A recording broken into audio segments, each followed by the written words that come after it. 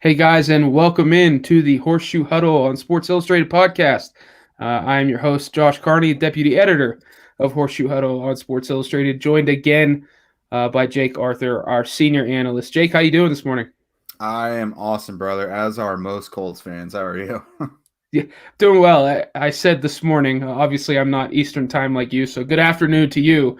Yeah, Uh, Long night last night, man. I can't even remember what time the Colts picked, but it was it was a long night. I think the first round took about 4.5 hours. hmm Some unexpected moves, but one guy that came off the board that I think a lot of people were expecting at 21 once they got to the pick was Michigan edge Kwity Paye, who lands with the Colts. Jake, I want to start with you. We had exchanged some direct messages in the weeks prior to the draft about Kwity Paye and his fit. Now that he's a Colt, how do you feel about the selection? really good, really good. Among all the guys who were potential realistic options, I thought he was the best case scenario for them. I really had a couple guys circled for a long time. That was Christian Darrisaw and Kwity Paye. It turned out both of them were available to the Colts, and Yeah. I was going to lean towards the defensive end in that scenario because, like people have probably heard me say, I think it's harder to find really good edge play than it is to find really good tackle play. Um, so you just almost always have to lean on the potential game changing defensive end there, and it's rare that the main guy you have circled, especially like a pick all the way down at 21, actually comes true. This gives the Colts defense even more juice. Chris Ballard talked last night about how Paye fits perfectly into their defense and what they want to have in a draft pick, and it's true. He's got a high motor. He's fast. He's athletic. He's a tenacious player. He's got a lot of integrity too. He wants to get better. He wants to be coached. Things like that. So he does fit really well, and he's got an opportunity to earn snaps right away. I don't know if he'll start right away, but he should certainly factor into the rotation pretty quickly. Yeah, I mean, the way the board broke last night was pretty darn perfect Mm-hmm. for the Colts. I know that, on our Wednesday night podcast, I had mentioned that I strongly believed Darisaw would be on the board at 21. Got a little pushback from fans on that, but lo and behold, two guys that we liked, Darisaw and Paye, were on the board.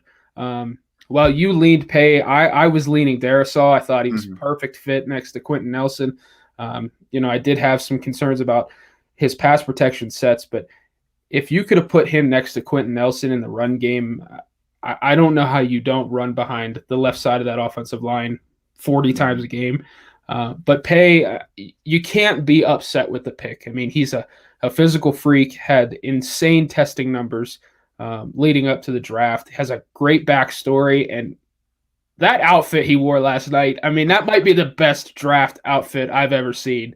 Um, you know, I did an evaluating the value piece last night. Some of the people that we tend to follow were kind of all over the board on him. Draft Network had him as a 10th overall player, number one edge. But then you look at like Dane Brugler, 19th overall player, number two edge. Where did you come in on Paye ahead of the draft? And do you think the Colts got good value there, considering how the board broke? Yeah, so for me it was Paye and Phillips at the top of the edge rankings. Different players, but I had really similar grades on both of them. I wound up giving Paye the edge just because he didn't have the medical concerns that Phillips did. I try to look from a Colts perspective when I'm ranking certain guys, um, and I just felt it was more likely the Colts would favor Paye over Phillips because of the medical stuff. So yeah, he came up really high on my list. He was a top 10 player for me. So the Colts got great value there. Yeah, I tend to agree with you. I think it was certainly a steal. Regardless of where you had him in the edge rankings, if he wasn't in the top three, I think people may have missed on the evaluation. But Mm-hmm. projecting ahead, what do you like about Paye? How does he fit? From a pass rush standpoint, from a run defense standpoint, kind of what are your expectations for Paye in his rookie year, Jake?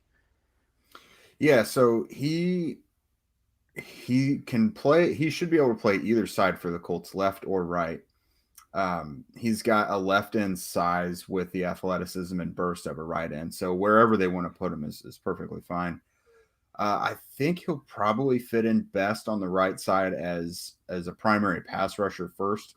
He is a quality run defender, but I just think his energy, it might help him acclimate better to the NFL game to just go right for the backfield. When you're more of an edge setter on the left side, you have to be a little more patient and just kind of string out those outside runs a little bit to seal off the edge. I think eventually he'll be able to get that nailed down. But initially, I think most teams like to start out rookie edge rushers as rushers.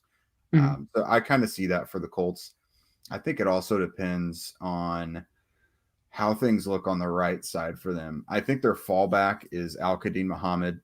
If they don't really like what if they're not satisfied with what they're seeing from Kamoko Toure and Ben Banigou, I think they'll be fine, not pleased, but fine to have Al-Qadim Muhammad get the starts at right end, and then probably Tyquan Lewis or Isaac Rochelle on the left side, and then you can just throw Paye into the mix as the primary rotation guy on the right side. Where do you see him lining up with some of these other defensive players that came off of the board in the first round last night in terms of their chances of earning the NFL Defensive Rookie of the Year? Yeah, so I was telling you before we went live, I was sent some betting odds, and he's currently got the third best odds at Defensive Rookie of the Year, and I think it makes sense because he's going to have the opportunity to earn snaps right away. He's not like in a log jam. 4-3 defensive end, I think that really sets you up for sack and tackle for loss numbers, and he played that at Michigan, so there shouldn't be some huge leap for him. I think he should be able to transition pretty well. But when you're looking at like Micah Parsons and Jalen Phillips, for example, and then the cornerbacks, Horn and Surtain, I think for cornerbacks, they've got to have interception and pass breakup numbers Right. in order to really get there. Parsons, I don't really know what his role is yet. I mean, you've got 3 young star linebackers, and teams don't usually actually play 3 linebackers at once very often. So Yeah, kind of have to figure that out. that one kind of felt like a strange pick. One thing we did learn last night, and I know you sat in on some of the media sessions with Paye and Chris Ballard, but from the sound of it, the Colts had a trade back option. Mm-hmm. What do you know about that? What team was involved that we know of, and were you surprised to see the Colts stay on the board there and maybe not move back and accumulate some picks? I haven't heard specifics on who it was, but you got to look at teams like Buffalo, New Orleans, Green Bay were teams that were rumored to be looking up earlier in the night. That might be about it. But basically what it came down to, Chris Ballard said, was they had an offer on the table to move back, but it just wasn't worth enough for them to pass on a guy like Kwity Paye, because they really, really liked Kwity Paye, both the player and the person. They said they had other similarly graded players as edge rushers, but no one else also had like the character that Paye did. So that kind of put him over the edge. So they really didn't want to miss out on that. Yeah. Yeah, so safe to say both of us are super excited about the Paye pick. Colts fans should be ecstatic. This guy, he may not produce right away. He's still a bit unrefined as a pass rusher, but the sky's the limit for that guy. They got a foundational piece, in my opinion, and really addressed defensive end moving forward. The one thing I wanted to ask you, Jake, before we move on to day 2 of the draft, do you think this selection rules out a potential Justin Houston reunion? Mostly. I don't want to say never, but it doesn't make a lot of sense anymore because they got an edge defender who should be able to contribute right away.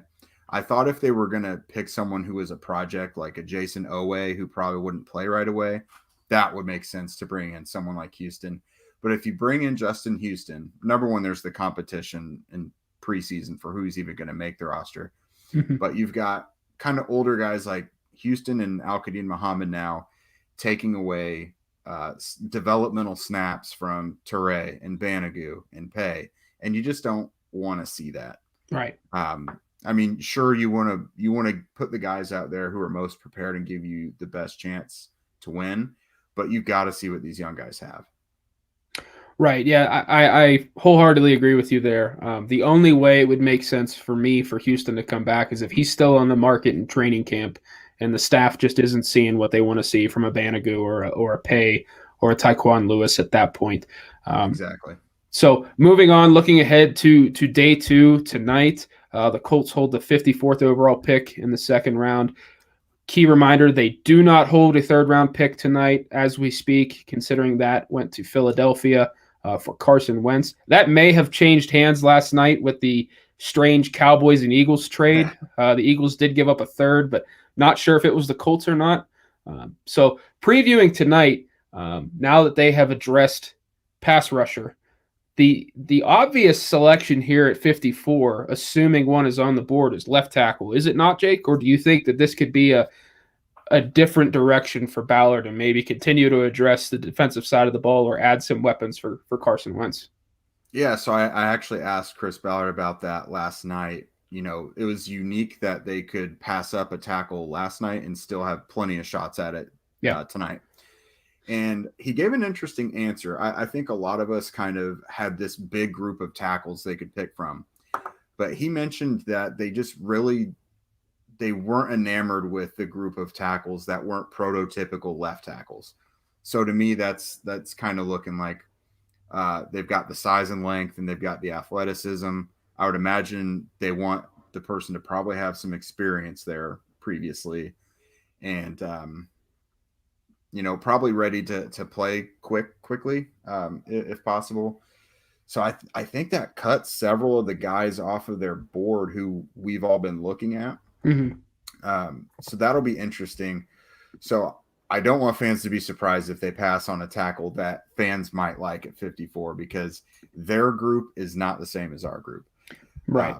But I would think that I think they're going to attempt to do it. But I also think they're going to attempt to trade down at some point too. If they go like from 54 to 60 or something and pick up a 4th or 5th round pick, that'll be beneficial to them. I could see tight end being a possibility. We'll probably see a run on corners at some point, I think.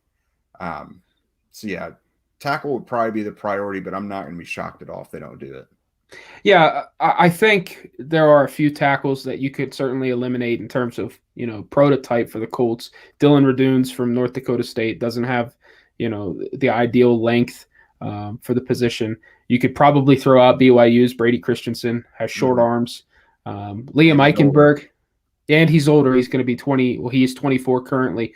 Liam Eichenberg could be on the fence there. He has shorter arms than what most tackles have. So maybe that's a guy like Texas Samuel Cosme. Maybe Oklahoma State's Tevin Jenkins if he's on the board. But again, you're projecting him to move from right to left if you make that selection. Mm-hmm. If you had to, put a percentage on a chance of Ballard moving down tonight, where would you come in at the moment? I said it was pretty strong for yesterday and that it was probably the most likely scenario.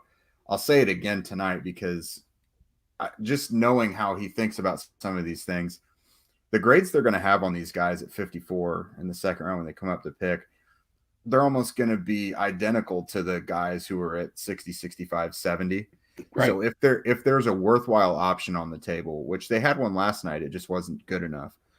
If there's a worthwhile option on the table to trade back, I think they will do it. I'll say 60-40. Yeah, that's kind of where I was thinking. 65-35. Yeah, it's just so dependent on the other team that's offering. Yeah. I do wonder if this is that area, like you mentioned, for corner. Obviously, I believe we saw 4 corners come off the board last night. I don't have the full first round in front of me, but I'm pretty safe to say I think it was 4. The one guy I'm looking at is Melifonwu from Syracuse at 54. Should they stay long, physical corner, can play man, can play zone. really just brings that size, strength that Ballard looks for at that position. Um, I do think, though, that if they don't go tackle at 54, I think the fan base may lose its mind just a Hmm. bit. Um, which, Yeah. but again, we have to remember. I know you and I remember this, but for the fans, yes, the Sam Tevi signing wasn't sexy, but he has over 2,000 career snaps in the NFL. I mean that has to factor in tonight, does it not, Jake? Yeah. So they did this offseason exactly what I thought they might do, which was grab a veteran who they might feel comfortable starting during the season if they didn't find their guy in the draft. Now the draft's not over; they still might, but I think they feel they'll be able to get by with the combination of Tevi and Davenport. And they've said they're going to start the best five. They don't necessarily know who that is and in what configuration yet, but they're going to start the best five. It could mean Quentin Nelson or Braden Smith moving to the left side. I don't think they want to do that, but it's a possibility. They have options. Yeah. So they don't have any need to force getting a tackle tonight because they like what they have. And Yeah. they like what they have enough to not really press the issue. Yeah, and I wrote back in, I want to say, late March when they signed Chris Reed. Like that, I know I had my tinfoil hat on there, but that's an option to slide Mm-hmm. into left guard and kick Nelson out to left tackle if that's what they wanted to do. I wouldn't like to see that, but grabbing a guy like Chris Reed with the experience and the high level of play he had last season, um, I think that's an option there. But I certainly would like to see tackle tonight. I know some people in the fan base are out on Liam Eichenberg. Some people in the draft community don't feel great about him, but being able to put him next to Quentin Nelson and just have two building blocks right there on the left side for the next 8 years, I think would be a wise move. But let's say they do go offense, do not address tackle.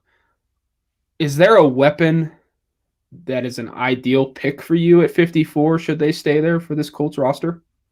Yeah, here in the second round, if we're going off of just guys who actually fit them, not guys we like, but guys who actually fit them and are realistic, I'm looking at a pair of tight ends in Pat Fryermuth and Tommy Tremble. Mm-hmm. There are receivers out there, but they're just so much smaller than the Colts like. Rondale Moore, um, of course, the kid from Ole Miss, Elijah Moore, both the Moore boys, Amon-Ra St. Brown. Some of these guys just either are too small or aren't quite explosive enough. Mm-hmm. So I think tight end is a more realistic possibility in round two. And I would be looking at those two pair of guys there. One guy you didn't mention and I wanted to ask you about was Brevin Jordan. Are you Yeah. kind of out on Brevin Jordan? Don't think he fits the role. I know he's more move tight end. They do have two strong blockers in Doyle and Mo Alley Cox. Is there a fit there with Jordan, or does he just not meet the requirements that maybe Ballard looks for?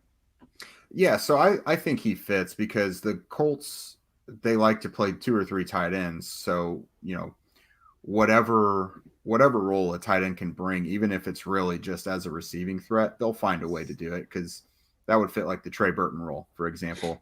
I just think that Jordan would probably be ranked behind Fryermuth and Tremble just because of the total package both those guys bring. They're athletic and they can block. They can make plays after the catch. Their potential is as constant every down tight ends, more so than Jordan, I think. Mm-hmm. Is there a dark horse pick that maybe your name hasn't been out there at this point that you think there could be a possibility? Yeah, I have one name in mind, and it's Spencer Brown out of Northern Iowa. I mean, that guy's 6'9", athletic freak at tackle. Mm-hmm. I've got him on my list here. I'm working on these best of options on day 2 Mm-hmm. for the Colts, and he's on there. Safety is a possibility, like Tyree Gillespie. There's a handful of guys. I know they like those Missouri guys from what I've heard. My other co-host Zach Hicks has been in on that. Yeah. Man, Ellerson Smith. I know they just went edge, Yeah. but like they're not going to not do it if it's the highest rated guy on their board. Right. A linebacker is a possibility. Baron Browning from Ohio State, for example. Those would be guys who, when it gets closer to time, the guys on the panel on TV are not going to be saying here's an option for them. It would be dark horse type of stuff. Do you have anyone who's kind of off the beaten path? Yeah, I mentioned Brown. I Mm-hmm. am curious if Nick Bolton is still on the board. He could kind of slide in at that mic. Obviously, a Missouri guy. They like him. Mm-hmm. You know, I know he's more slot corner than boundary corner at this point and is a little undersized, but I mean, you can't overlook Asante Samuel at this Mm-hmm. point. We appreciate Ron Lee here in the comments jumping in, asking about Asante Samuel. I'm very high on him. You can't pass on a guy with that type of demeanor on the field. But I do Mm-hmm. wonder if his diminutive size is something Ballard may overlook. But yeah, you mentioned Baron Browning. I wonder if this is a spot for a receiver. I know T.Y. Hilton's only on a 1-year deal. I wrote avoid the Moors in the first round, but if they're on the board at 54, especially in Frank Reich's system, a lot of crossing routes where they can run away from people, Mm-hmm. I wonder if that's a selection. But yeah, I do like Freiermuth and Tommy Tremble, although I do wonder if Tommy Tremble at 54 is a little bit early. But again, that could be a move down, and you could get him later in the second round and pick up some assets. Aside from that, Jake, I want to go back to the first round and kind of take a more broad look. Was there a pick that surprised you? Let's go through best and worst pick from your personal perspective. So the Raiders just seem to do everything, something every year where I'm like, did they even try to trade back? Right. Because it's not like I hate the picks, it's where they pick them. Alex Leatherwood last night, I think at 17. Yeah. Like they could have done that in the 20s and gotten extra picks for it. I just don't understand. Like, I give them kudos for going and getting their guy, but they do this every year. Yeah. I guess it would make me feel more comfortable with their plan if I knew that trading down was a possibility. Like Cleveland Farrell at number 4 a couple years ago, no one else was going to do that. Like they could have dropped 10, 12 spots and still safely got him, Yeah. That was one. I thought Peyton Turner was pretty early for the Saints.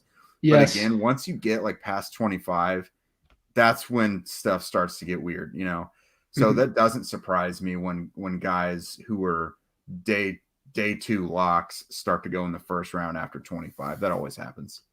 Yeah, the couple of picks I didn't like, Jamar Chase at 5. I get it. He's one of the best receivers in the class, probably the best. Sat out all of 2020, but when you look at that Bengals roster, I mean, we just watched Joe Burrow nearly be decapitated last year by the Eagles, and then he blew out his knee against the Washington football team. I don't know how you don't pick Penei Sewell there, regardless of having Jonah Williams and Riley Reif at tackle on that roster. I agree. You gotta. That's a first overall pick quarterback, and you just saw what could happen to him without protection.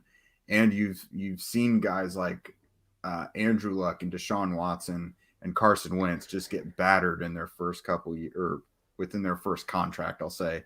Yeah. You got to avoid that. Yeah. And considering the division they play in too, I mean, the Steelers have a good pass rush. TJ Watt, Myles Garrett from the Browns was probably very happy that they didn't add, protection in front of Burrow. Mm-hmm. I get the infatuation with Jamar Chase and wanting to reunite him with his former college quarterback, where they put up, insane video game like numbers, but yeah, a roster building standpoint just doesn't make a ton of sense. A pick I really, really liked was J.C. Horn to the Panthers. I know that's not consensus, but that guy is very physical, will fit in so well in that defense under Matt Rule. He'll just get up in people's faces and take them out of routes early. Also, like the Broncos pick, getting Pat Surtain second. I know there was some speculation they may trade that pick to get one Aaron Rodgers, which is a whole nother beast in and of itself. Yeah.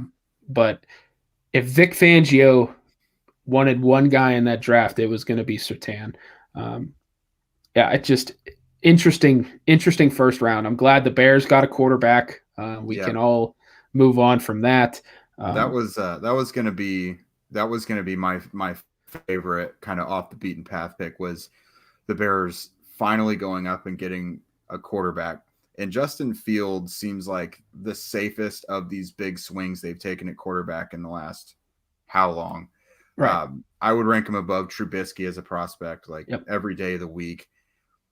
Like that, that town and that fan base deserves a good team. Correct. And to constantly be giving them these options. And they literally called Andy Dalton QB1 earlier this offseason. And it's like, whoops, those fans don't deserve that. Like, right. They don't want Andy Dalton as QB1. Like, give them something real. So to see them get Justin Fields and like, hooray for Allen Robinson. That dude deserves finally.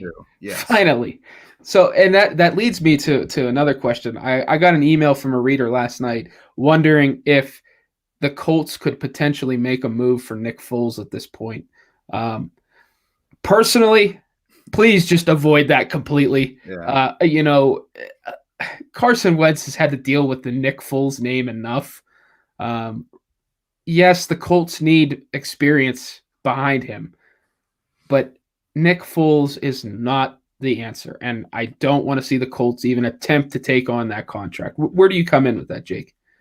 I agree. There's a pretty decent chunk of the Colts fan base and media who has mentioned not adding a backup who threatens Carson Wentz, and I'm not of the camp of protect his psyche, like add competition wherever, right. Right. But specifically Nick Foles, I just don't think. I think we can avoid specifically Nick Foles. Please avoid. Let Carson breathe a little bit, because Frank Reich's also familiar with Nick Foles. Like you can't say that Wentz would like definitively be Frank Reich's favorite, Like, right. Yeah. I would avoid it. They won a Super Bowl together, and Foles was fantastic in the playoffs. So, yeah, I would avoid it completely. There's cheaper, better backup options out there still available. I like Nick Mullins, a young veteran who has starting experience and can play well under a good coach who has a quarterback prowess like Kyle Shanahan and like Frank Reich would. Nick Mullins is my favorite one out there. Yeah, that's a good name to throw out there. Last show I was remiss in mentioning Colt McCoy. He is a Cardinal. I completely missed that. Spot Track does not have his contract information updated, but McCoy is a Cardinal, so take him off the board. But Nick Mullins, AJ McCarron is still out there. Yeah.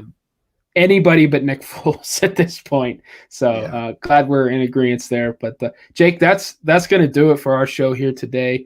To the listeners, not sure what our schedule is going to look like for tonight. We definitely will have a reaction and a roundup to the entire draft at some point this weekend. But seeing the first round last 4 hours last night and knowing that there's 2 rounds to get through tonight, Jake and I may not be able to get a reaction pod up at 2 a.m. his time. So we may avoid that and just kind of do a wrap up either Saturday or Sunday. But Jake, any final thoughts? What are you looking forward to on day 2? I'm ready to sit in front of my television again and watch 2 rounds this time. Yeah, I just want the Colts to get back into it, and I want them to add another pick tonight. I don't know. It seems if the night ends Colts-wise at 54, we kind of have – those of us in the media who cover them, we kind of have to sit there and wait to see if they're going to go back into day 2. Yeah. And then if they didn't, we would have just like burned 3 hours that we could have been working or asleep, Precisely, yeah. I hope he adds a third-round pick tonight so that – we at least have something to watch in that third round. So for Horseshoe Huddle on Sports Illustrated, again, I'm Josh. Jake, thank you so much. I appreciate it. We will talk with you guys soon. Absolutely.